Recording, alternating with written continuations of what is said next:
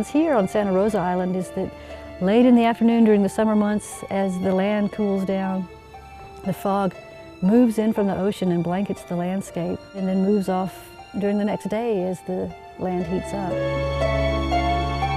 In the olden days, before the ranching, there were shrubs here on the island and they captured the fog moisture.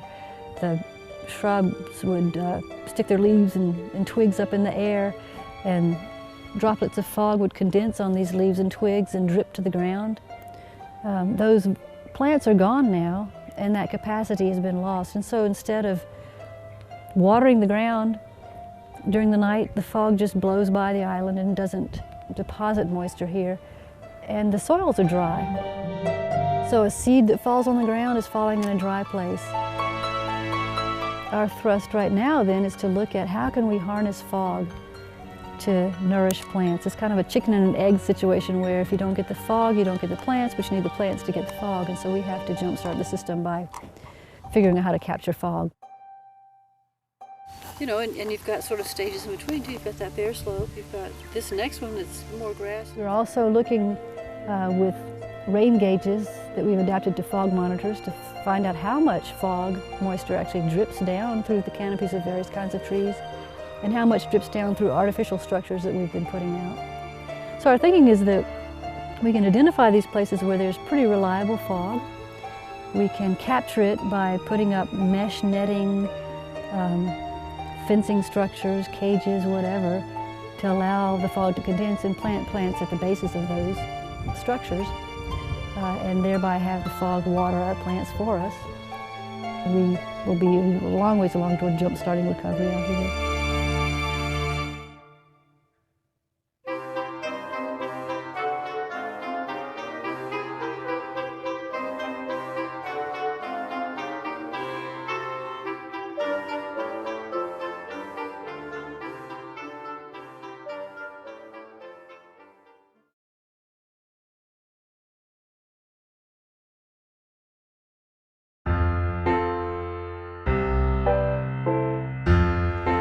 One of the plants that was eliminated almost down to nothing is the island bush mallow. One of the reasons we suspect for their decline in nature is that the habitats have been so changed by the land uses of the past, ranching being one of them, that the kinds of shrublands that they need to live in are no longer widespread. We only know of 4 places where it grows on this island. This island is the only place where it grows. So it's called Santa Cruz Island bush mallow because it truly is unique to Santa Cruz Island. We've been able to make cuttings of this plant and plant it out in various places. We've doubled, if not tripled, the numbers of populations of island bush mallow that are on Santa Cruz Island. So what will happen next with these plants is they'll be taken out of this media with a little knife and put into pots that are about 2 inches square, grown up till their roots fill that pot, and then they'll be put into larger pots that are about the size of a gallon milk jug, and they'll be there in those pots for several months. And then in the fall, when the rains start up out here in this Mediterranean ecosystem, we'll plant them in the field. What we know about the bush mallow is that its habitat used to be much like the scrub here, and so we found places where we can plant it that are pretty close to roads and places that we can hike to, because when we plant them we first have to water them that first year.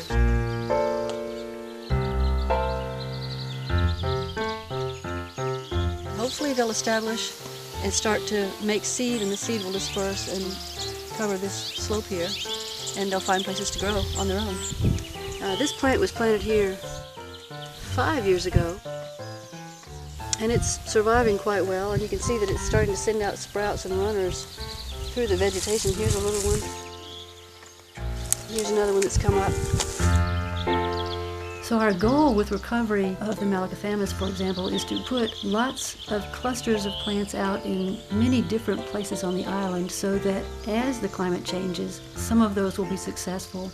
So this plant, while it is a single island endemic, has a pretty good future in front of it, at least as far as our being able to know what to do to help it grow.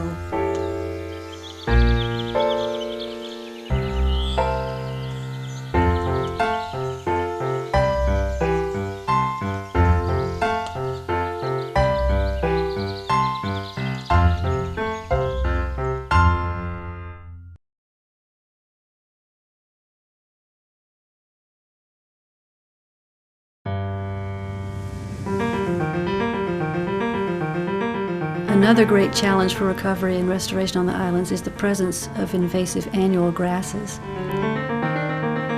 They grow very fast from seeds and pump out seeds every year and then die off. And so when they die off, they leave a lot of dead material lying on the ground. One of the species that is challenged by these grasslands is the island Phacelia. This is a tiny little annual plant that lives out its life cycle entirely in 1 year.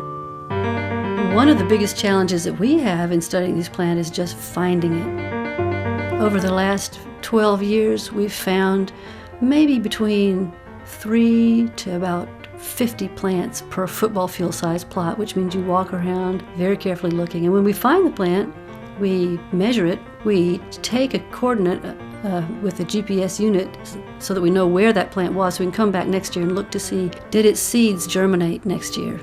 Are there more plants next year? This plant used to grow in a habitat that was what we call lupin scrub. Now where it's growing are in these headlands where the lupin scrub has been eliminated and these invasive grasses have come in. So when this plant comes up from seed, it's suddenly facing a totally different environment than the environment that it is used to, that it evolved in. The seed has to push its way down through a mat of dense litter and push its stem up through a very shady environment where there's grasses overtopping it, and is doing battle against these bigger grasses. The population future does not look good for these plants, and so this is a situation where we need to go in and manipulate the environment somewhat. It's better for this plant for us to work on restoring or recovering that whole lupin scrub system so that it can be there to nourish those plants when they do decide to germinate.